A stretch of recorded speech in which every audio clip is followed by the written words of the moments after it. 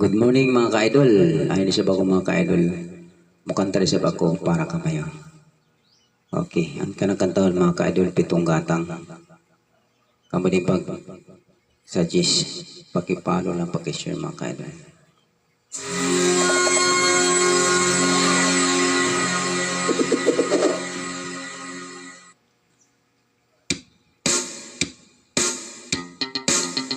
You do do lay you do do lay you ada da la lo do do do you do lay you ada da lay you ada da la lo do do do.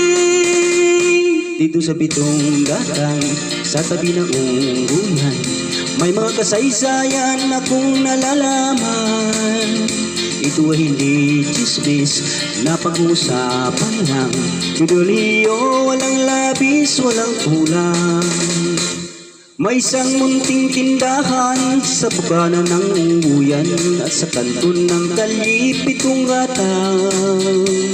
Dito ay nag-uumpukan ng ilang pilyong istambay na walang hanap buhay kundi ganyan. Ito ay hindi chismis na pag-usapan lang. Ideliyo, walang labis, walang kulang. Ngunit bakit merong tao na katulad kong usyuso at sa buhay ng kapwa ay usisiro? Kung pikon ng iyong ugali at hindi ka pasinsyuso, malamang oras-oras pa sa ulo. Ito ay hindi chismis na pag-usapan lang. Yudoliyo, walang labis, walang kulang. Yududulay you, adadalay you, adadalalo dilududi.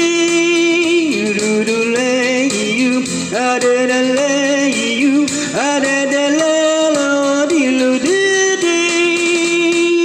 Imposible ang maglihim kung ikaw ay mayroong secret. Sa pitong gatang lahat naririnig. Kung ang ibig mong mabuhay ng tahimik, magpatay-patayan ka bawat saglit. Ito ay hindi chismis na pag-usapan lang. Yudeliyo, walang labis, walang kulang. Itong aking inaawit, ang kamay huwag magalit. Yan na may bunga nangyaring isip. Ang pitong gatang kailan may, ngunit di mawawaglit. Taga rito ang aking iniibig. You do do lay you, adadala.